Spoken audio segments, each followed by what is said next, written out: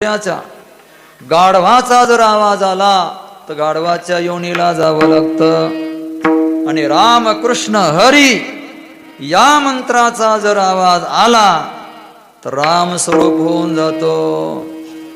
प्राण सुटला. मग काय करायचं? रडत बसायचं नाही. प्राण सुटल्यापासून 3 मुहूर्तापर्यंत त्या जीवात्म्याच्या तिथं जवळ बसून रडायचं असतं. किती हो? 3 मुहूर्त. 3 मुहूर्तापर्यंत रडायचं आहे. 1 मुहूर्त असतो 48 मिनिटांचा. मग 3 मुहूर्तापर्यंत रडत बसलं काही हरकत नाही.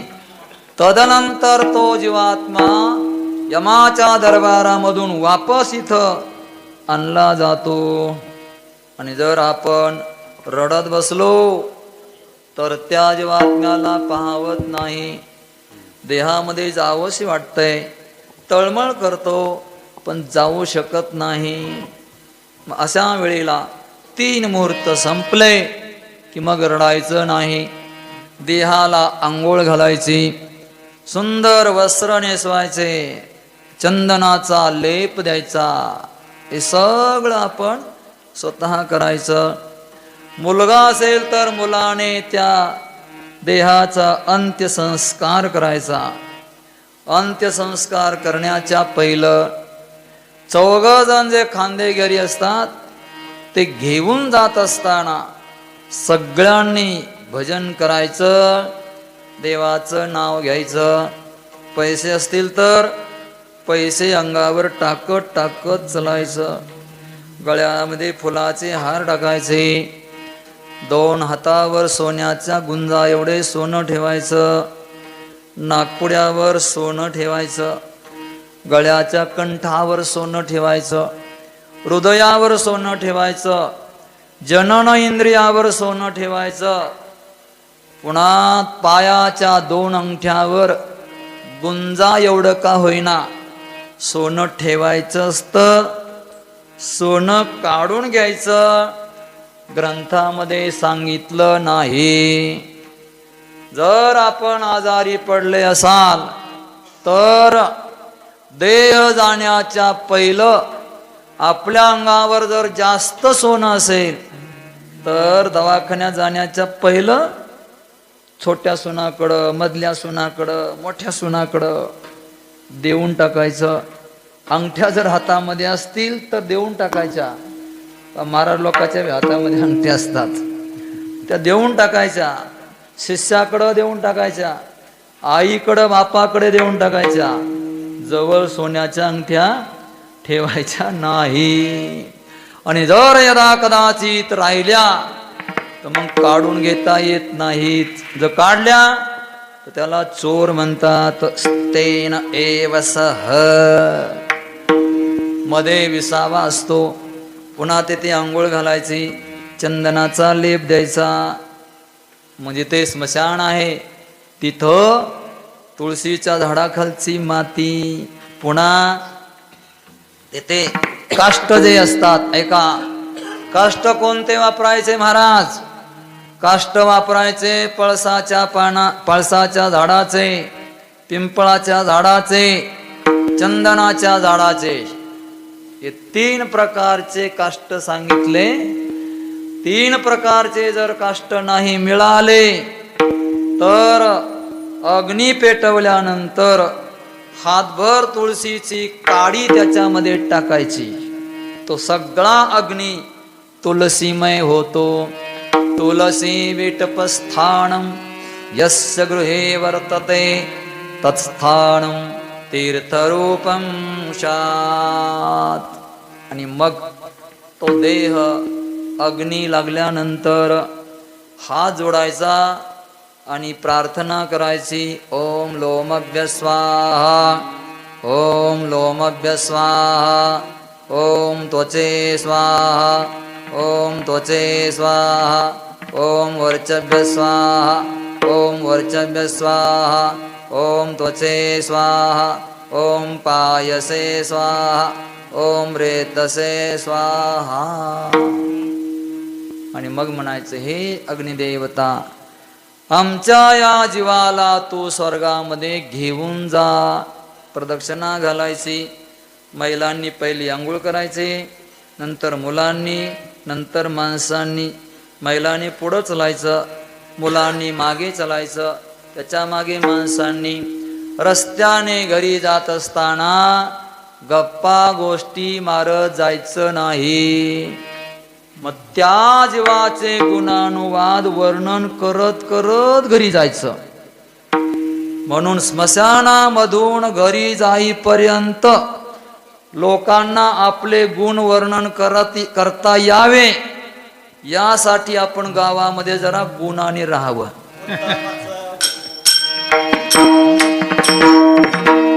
गुणाने माणसाने राहावं. आपण विचार करावा की आपले गुण गावकऱ्यांच्या लक्षात येतील का आपण मेल्यावर? असं आचरण ठेवावं. आईचे जसे आज मी गुण विचारले, शांत स्वभाव, अरे जे साधूला जमलं नाही शांत होणं, एवढं सोपं आहे का? 3 नरकाचे दरवाजे आहे. एक काम आहे, दुसरा क्रोध आहे आणि तिसरा लोभ आहे. कामना समाप्त झाल्यानंतर लोभ क्रोध समाप्त होतो. माताजीचा क्रोधच नाही समाप्त झालं. ही साधी गोष्ट आहे का? शांत राहणं साधं नाहीये. आणि एवढं अभाव असताना सुद्धा, कष्टाचा देह असताना सुद्धा शांत राहिलं, त्यांच्यासाठी हा मार्ग नाही सांगत मी. जे पापी आहे त्यांची गती काय असते? गरुडजीने विष्णू नारायणाला विचारलं. विष्णू नारायण पापी लोकांची अवनती सांगत आहेत, पुण्यवंतांची नाही. असं अंत्यसंस्कार करायचा. मग अंत्यसंस्कार झाला. मग पहिला पिंड, दुसऱ्या दिवसाचा पिंड, जिथं प्राण गेला तिथं दिवा लावायचा. तिसऱ्या दिवसाचा पिंड, असे 10 पिंड पाडले. रोज 10 दशक पिंड पाडायचे, एक पिंड. 11वा झाला, 12वा झाला, 13वा आणि मग 14वा. या दिवसापासून प्रवास पुढे सुरू होतो. 86,000 योजन असं यमाचा दरबार आहे. यमराज म्हणजे दुसरा कोणी नाही, भगवान श्रीकृष्णाचं प्रतिरूप आहे. घाबरायचं काही कारण नाही. आपण दोष केला असला तरच घाबरायचा आहे. दोष नसेल तर यमराज कृष्ण कन्हैया आहे, त्याला घाबरायचं कारण नाही. 16 नगर लागतात, वैतरणी नदी लागते, वर्षभर प्रवास करावा लागतो. आणि मग तिथे वैतरणी नदीमध्ये रक्त, मांस आणि हड्डीचा रेलचेल असते. त्या किनारी यमाचे यमदूत नौका घेऊन बसलेले आहेत. गेलं की विचारतात, या नावेत बसायचं? तर पुण्य केलेलं असले तर बसता येईल. पुण्य कोणतं लागतं? दान केलेलं पुण्य लागतं. आपल्या घरावर आलेला अतिथी, त्याला तुम्ही कधी जेवण दिलं का? त्याला तुम्ही पाणी पाजलं का? येणाराला गोड शब्दाने बोललात का? जर बोलला असाल, जर पाणी दिलं असेल, अन्न दिलं असेल तर बसा नावेमध्ये. आणि जर नसल केलं तर पायी जा, पोहत जा.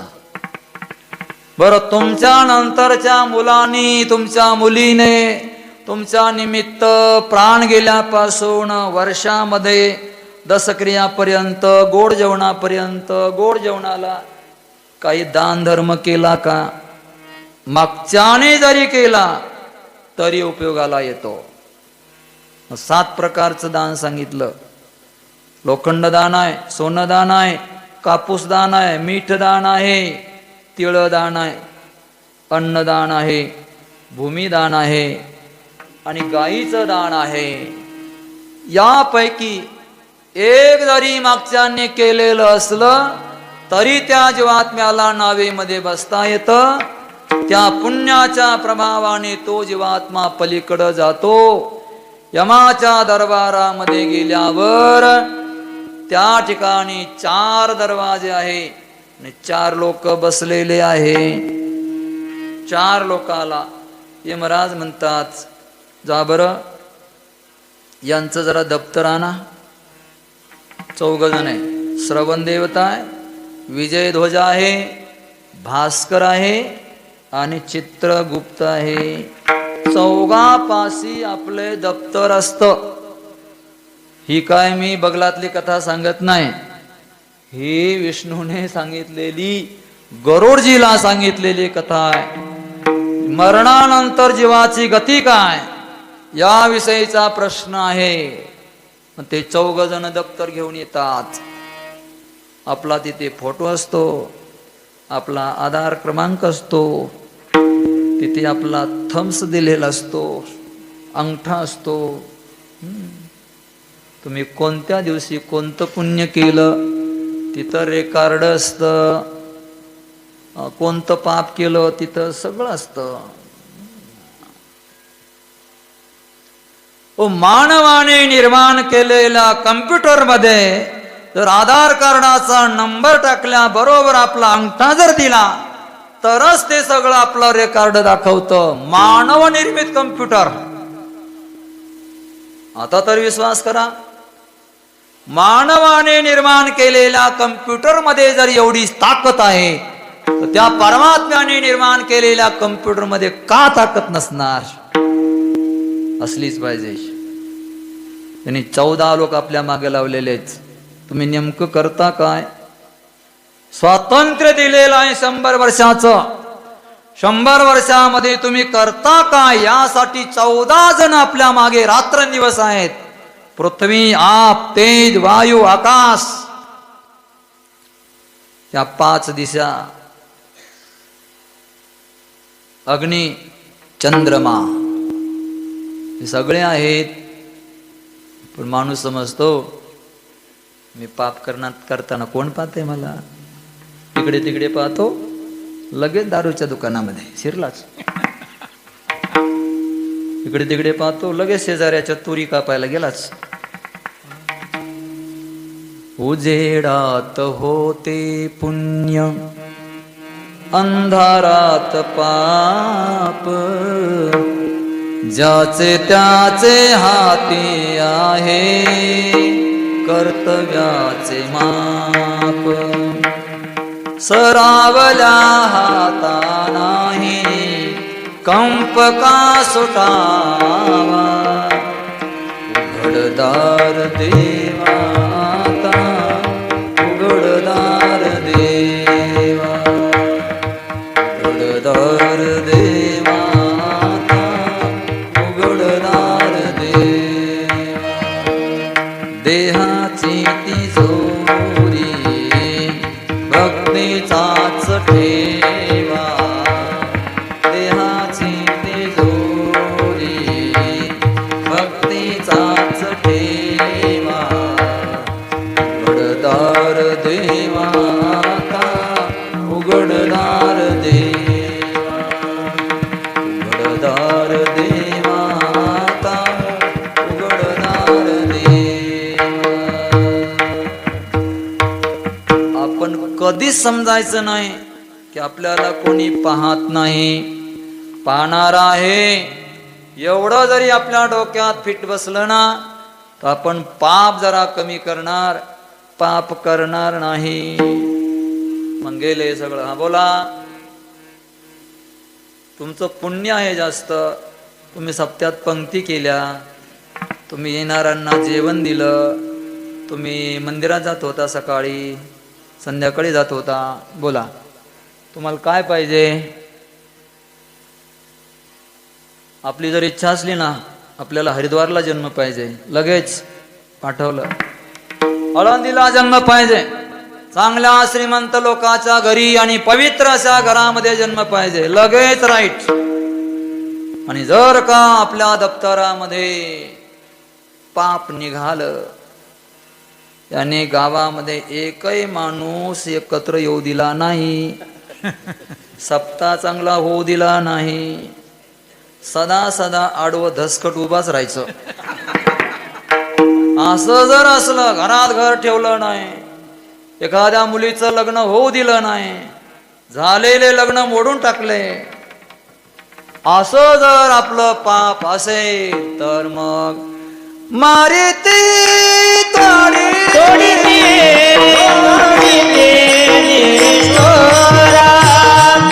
मारिती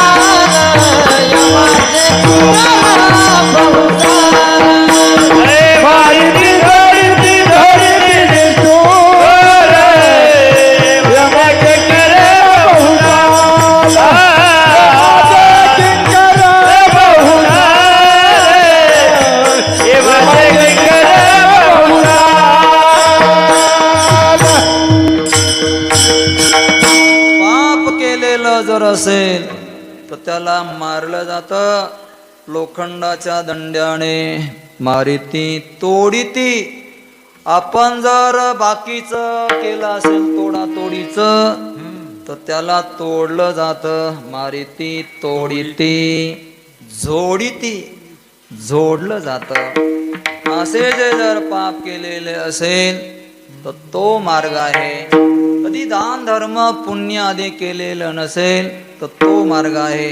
तर यापैकी दान धर्म पुण्य नामस्मरण पंक्ती वगैरे आपल्या सप्ताहामध्ये केले असतील तर मग अशा पुण्यवंताला त्याचं थोडं बहुत जर झालेलं पाप असेल तर ते पाप वजा केलं जातं. दान केलं आहे.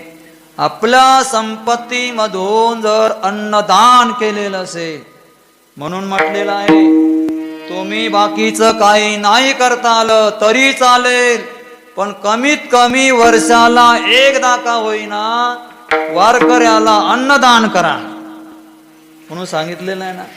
जोडोनिया धन उत्तम व्यवहारे, उदास विचारे वेच करी. तुम्हाला आमच्यासारखं चला आळंदीला चला भजन करा कीर्तन करा जमणार नाही. काही येणार तुम्ही आमच्याबरोबर नाही येणार. 15-15, 20-20 दिवस तुम्ही नाही नेऊ शकत ना. घरी बसल्या बसल्या करू शकता. अन्नदान पंगत एखादी करू शकता. आणि या परिवाराने ते चालू ठेवलाय, केलेलं आहे. आईची पुण्याई असल्यामुळे दादा तुम्ही इथपर्यंत पोहोचलाच. त्यांचा कृपाशीर्वाद आहे. त्यांनी दारावर आलेल्या अतिथीला कधी वापस लावला नाही. त्यांचा आशीर्वाद असल्यामुळे तुम्हाला सुबुद्धी आहे. तुम्ही अन्नदान करता. सप्ताहामध्ये जो कोणी जसा आलेला असेल त्याला फुल न फुलाची पाकळी देता. पुण्यवंत हा परिवार आहे. तेव्हाच तर हरिकीर्तन करावं वाटलं. बाकी जे मी आतापर्यंत जे सांगितलं गरुड पुराण, हे सगळी अंत्यविधी क्रिया आपल्याला करता येणार नाही. आपण कलियुगामध्ये आहोत, करू शकत नाही आपण याप्रमाणे मंत्र बोलणं, ते चंदन लावलं, ते सोनं वगैरे हे सगळं आपण करू शकत नाही. म्हणून संत एकांती बैसले, सर्व सिद्धांत शोधिले. यासाठी गरुड पुराणामध्ये सांगितल्याप्रमाणे आपल्याला क्रिया जमत नाही, जमणार नाही. आणि जर झालेल्या नसत्यान आपल्या हाताने तरी काही खेद नाही.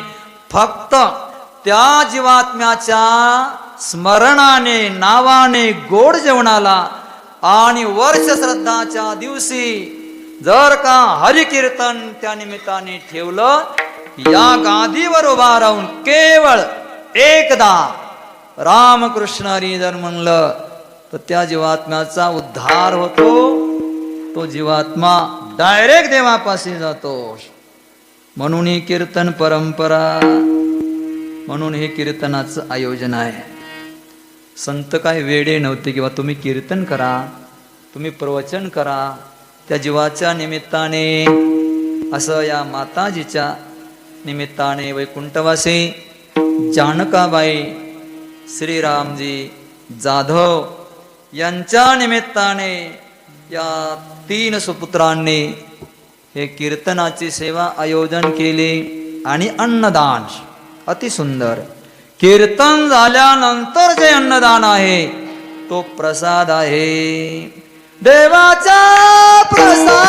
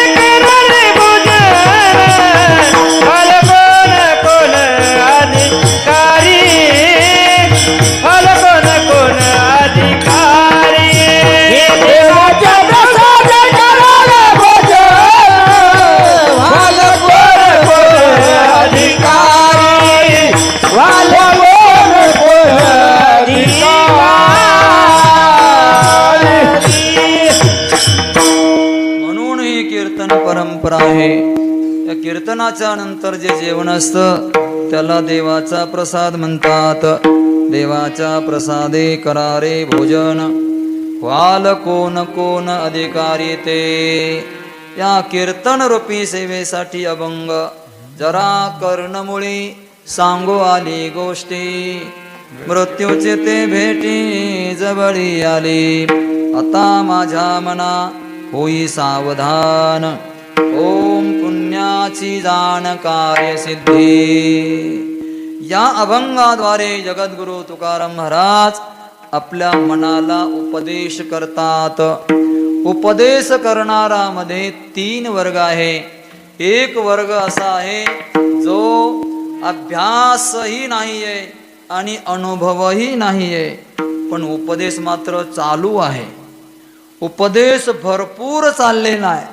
अभ्यास नाही आणि अनुभवही नाही, पण डायरेक्ट खाली नाही. वर्षभर 3-3, 4-4 कीर्तन आहे का? दैव चांगलं आहे, अन्नमान धन हे तो प्रारब्ध अधीन. हा पहिला वर्ग आहे.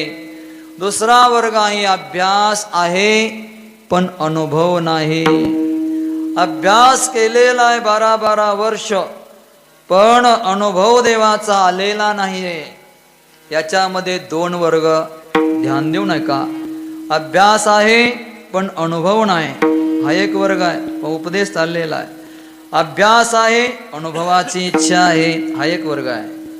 अभ्यासही आहे, अनुभव नाही पण इच्छा आहे. काय मी उद्धार पावेन, काय कृपा करील नारायण, ऐसे तुम्ही सांगा संतजन, करा समाधान चित्त माझे. अनुभवाची इच्छा आहे. अनुभवाची इच्छा असल्यामुळं, अभ्यास केलेला असल्यामुळं जगाच्या बाजारात आले आणि उपदेश करायला सुरुवात केली. कारण हा अनुभव घेण्याचा मार्ग आहे. ही गादी म्हणजे परमात्म्याचा अनुभव घेण्यासाठी आहे. कशासाठी आहे? परमात्म्याचा अनुभव घेण्यासाठी ही गादी आहे. नसो द्या अनुभव, अनुभव प्रत्येकाला नसतो, पण अभ्यास केल्यानंतर इच्छा तर असावी ना. काही मी उद्धार पावेन, काही कृपा करील नारायण, ऐसे तुम्ही सांगा संतजन, करा समाधान चित्त माझे. निघालेला आहे या मार्गाने, अभ्यास करून निघाला. परमात्म्याची इच्छा आहे दर्शन घेण्याची, प्राप्त करण्याची. पण काय करावं? हे करत असताना त्याच्या समोर काही विघ्न येतात. पहिलं विघ्न आहे सोन्याचं, दुसरं विघ्न आहे मानाचं. या 2 विघ्नामध्ये का दो सापडला तर माऊली म्हणले वाटली असता बुद्धी, विषय सुखाची परमावधी, जीवो तैसा उपाधी आवडे लोका. 50 वर्ष मागे चला, महाराष्ट्रामध्ये जरा 50 वर्ष मागे चला. वारकरी संप्रदायामध्ये जेवढे जेवढे कीर्तनकार साधू संत आले, त्या साधू संतांच्या जीवनामध्ये एकच होतं की हा मार्ग जो आहे हा भक्तीचा मार्ग आहे. या मार्गाने पुण्य कमावता येतं आणि याच मार्गाने देवाला प्राप्त करता येतं. निघाले या मार्गाने, पण पुढे पुढे काल चालत चालत गेला, बदलत बदलत गेला. त्याच्या समोर सोनं आलं, पुन्हा त्याच्या समोर मान आला, पुन्हा त्याच्या समोर प्रतिष्ठा आली, सेवा राहिली बाजूला. आणि या दोघांनी पकडलं, असं जाम पकडलं की आता सुटायला मार्ग नाहीये. एवढं जाम पकडलेलं असल्यामुळे याला मध्यम वर्गीय असं म्हणावं लागेल. आणि तिसरा जो वर्ग आहे श्रेष्ठ आहे, त्याला अभ्यास आहे, त्याला अनुभव आहे. वेदाचा तो अर्थ आम्हासीच ठावा, इतरांनी वहावा भार माथा. भाडे करी भार वाहे पाठीवरी, अंतरीचे सार लाभ नाही. असा श्रेष्ठ वर्ग आहे की जो अभ्यास केलेला आहे, ज्ञान प्राप्त आहे आणि अनुभवाची इच्छा आहे. सेवितो रस वाटितो अनेका, सेवितो रस वाटितो अनेका, वाटितो अनेका, सेवितो रस वाटितो अनेका, सेवितो रस वाटितो अनेका, सेवितो रस वाटितो अनेका, सेवितो रस वाटितो अनेका, सेवितो रस वाटितो अनेका.